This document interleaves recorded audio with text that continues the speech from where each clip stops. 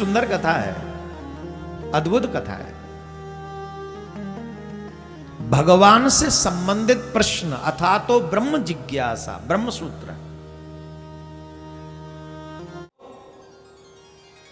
हे ऋषियों, ये जो प्रश्न आप हमसे कर रहे हैं, सेम यही प्रश्न देवर्षि नारद जी ने ब्रह्मा जी से किया था।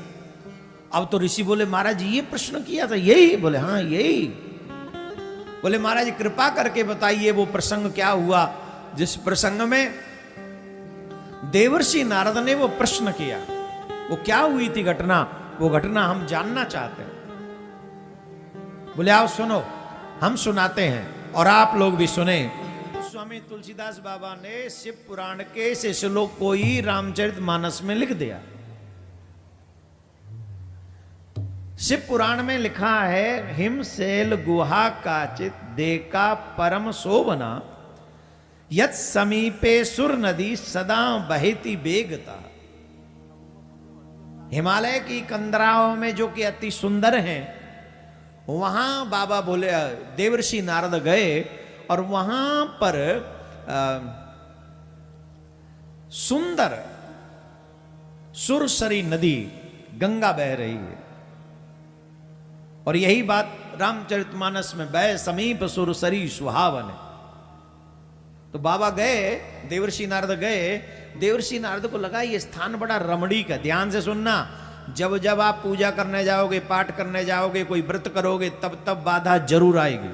का ये प्रसंग है, नारद जी हिमालय की कंदराओं में पहुंचे जहां गंगा बह रही थी, सुरसरी नदी बह रही थी। उस रमणीय स्थान को देखकर नारद जी के मन में एक विचार जागृत हुआ, क्यों न यहां बैठकर अपने इष्ट का ध्यान किया जाए। क्या किया जाए? जोर से बोलो। अपने इष्ट का ध्यान किया जाए और समय का सदुपयोग किया जाए। माय डियर, बताइए क्या किया जाए? समय का, जोर से बोलो, समय का सदुपयोग किया जाए।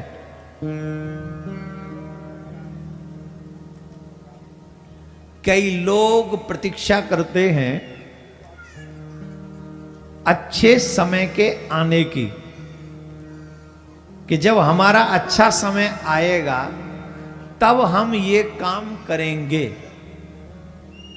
ध्यान से सुनना, ये बहुत महत्वपूर्ण बात करने जा रहे हैं। अच्छा समय कौन सा है?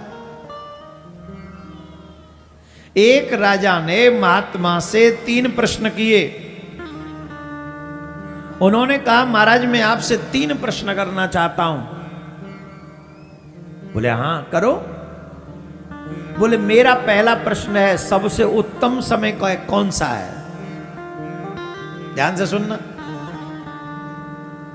राजा ने कहा महाराज मैं आपसे जानना चाहता हूं सबसे उत्तम समय कौन सा है। दूसरा, सबसे बढ़िया काम कौन है? सबसे बढ़िया काम कौन सा है? सबसे बढ़िया काम कौन सा है? और तीसरा, सबसे अच्छा व्यक्ति कौन है? 3 प्रश्न बताओ कौन से? जल्दी बताओ। एक राजा ने 3 प्रश्न किए महात्मा जी से। महात्मा जी ने कहा बाद में बताएंगे, एक काम कर तू। राजा आदमी बोले हाँ यार, एक को झोंपड़ी बना रहे हैं हम, चल इसमें हमारी हेल्प कर। हेल्प करने लगा। महाराज ने कहा हेल्प करने लगा। राजा झोंपड़ी बनवा रहा है, राजा फूंस लगा रहा है, छान छबा रहा है। उसी समय एक व्यक्ति आया, दौड़ा दौड़ा महाराज के चरणों में गिर गया। महाराज मुझे क्षमा कर दो, महाराज मुझे क्षमा कर दो। बोले क्या हुआ? बोले मैं तो आपको मारने जा रहा था, लेकिन राजा को, आपके सैनिकों को भनक लग गई, वो मुझे मार देना चाहते हैं, आप बचा लो। महात्मा ने देखा अब क्या करेगा राजा। राजा ने कहा चल इट्स ओके, भजन करो, बेकार के काम में मत पड़ो। हानि लाभ जीवन मरण यश अपयश विद्या दे, तुम्हारे हाथ में नहीं है कौन मरेगा कौन जिंदा रहेगा, ये भगवान के हाथ में है। तुम तो अपना कर्म खराब करो। साधु के संग से राजा ज्ञानी हो गया, जाओ हम क्षमा कर दे, चला गया। छान छब्बादी फूस पड़ गया, झोंपड़ी बन गई। महाराज ने फिर क्वेश्चन किया, महाराज सबसे बेस्ट टाइम कौन सा है? महाराज मेरे प्रश्न का उत्तर दो, सबसे बढ़िया काम कौन सा है? महाराज मुझे कृपा करके बताओ सबसे बेस्ट पर्सन कौन है, सबसे बढ़िया आदमी कौन है? महाराज ने कहा, राजन अभी तुमने 2 प्रश्नों के उत्तर तो दे दिए अपने कर्म से। बोले क्या, कौन सा? बोले सबसे बढ़िया काम। तुमने पूछा सबसे बढ़िया वर्क क्या है? समय के अनुसार जो हमारी जरूरतों को पूरी कर दे वही समय, वही वर्क सबसे बढ़िया है।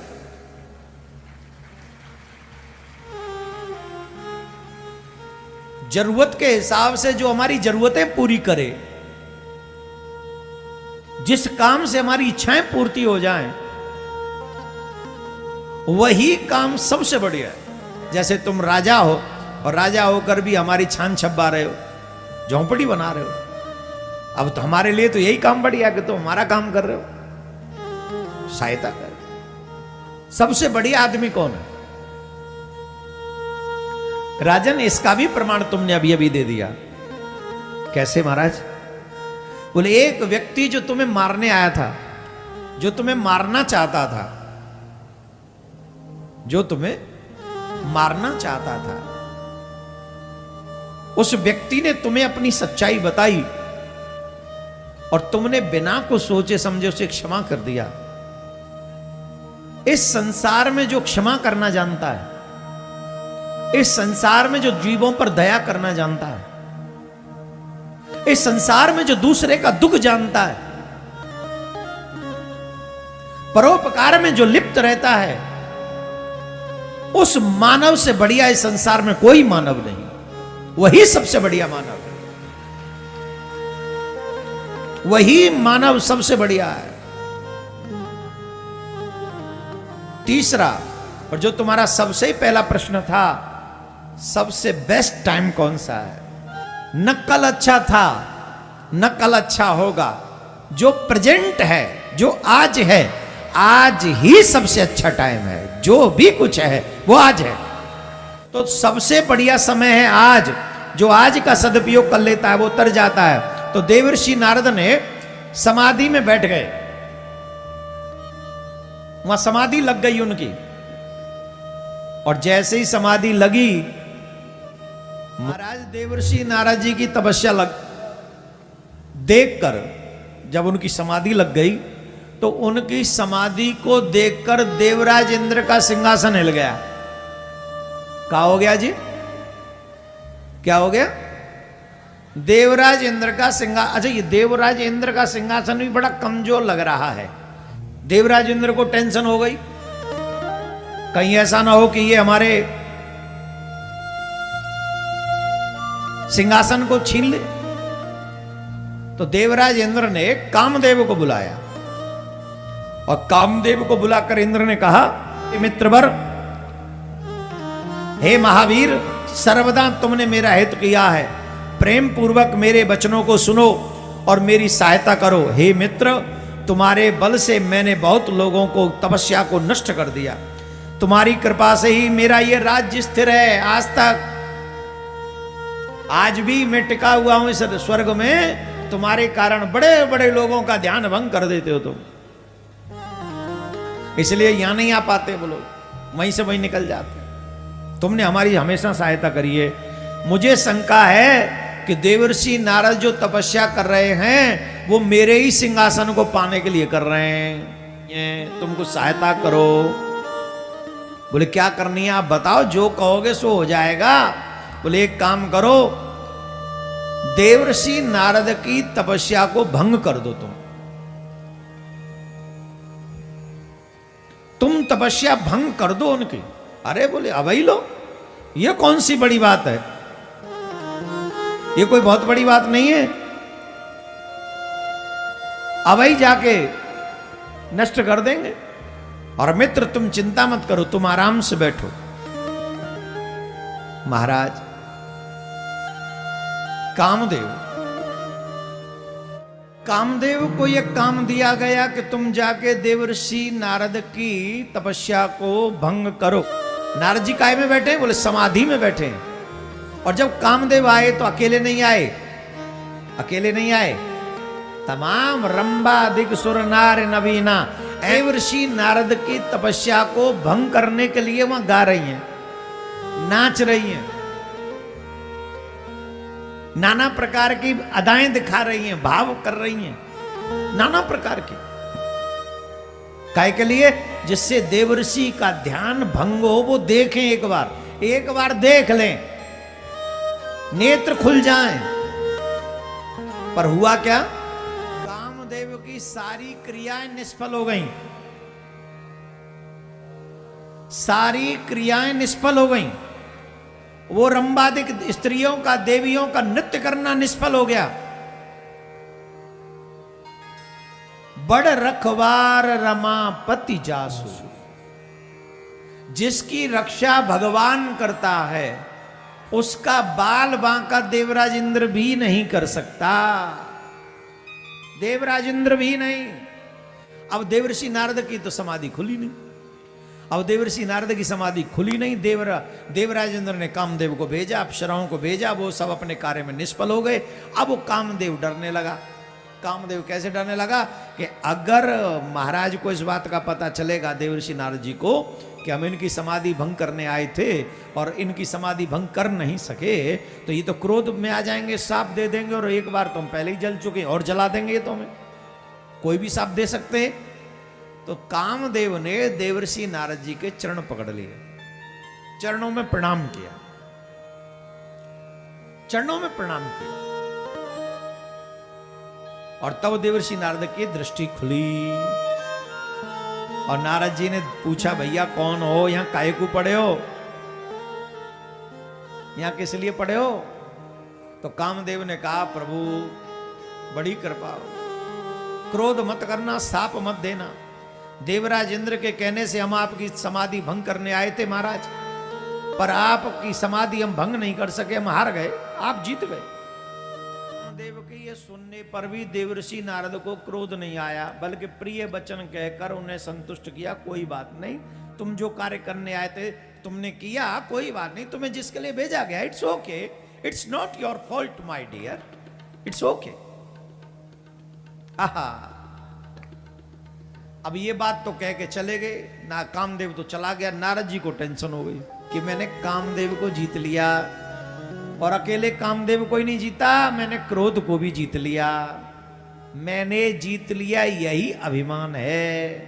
हुआ तो बोले ये बात हम निर्णय किससे करवाएं कि हमने बड़ा काम किया है? बोले जिन्होंने कामदेव को जलाया था उन्हीं से निर्णय करवाते हैं ना। कामदेव को जिन्होंने जलाया था शंकर भगवान के पास चलते हैं, और देवर्षि नारद कैलाश पर्वत की ओर चल पड़े। नारद जी से भगवान शिव ने कहा कि जो तुम हमें सुना रहे हो वो किसी और को मत सुनाना, और नारायण को तो बिल्कुल मत सुनाना। चेला लोग ध्यान रखें, गुरुजी किसी चीज के लिए रोकें तो बिल्कुल मान जाओ, फिर मत करना। और किसी कार्य के लिए गुरुजी कहें तो उसमें कभी ना नुक्कड़ मत करना, दौड़ पड़ना, उसी में हित है तुम्हारा। नारद जी को मना किया, पर नारद जी को लगा कि हमारी सफलता से शंकर भगवान जल गए, इसीलिए इनको हमारी सफलता हजम नहीं हो रही है। और नारद जी ब्रह्मा जी के पास चले। गोस्वामी तुलसीदास बाबा ने बहुत अच्छी बात कही, संबुदीन उपदेश हित नहीं नारद ही सुहान, भरद्वाज कौतुक सुनो हरि इच्छा बलवान। शंकर भगवान ने जो उपदेश दिया था नारद जी के हित के लिए दिया था, पर नहीं नारद ही सुहान, नारद जी को अच्छा नहीं लगा।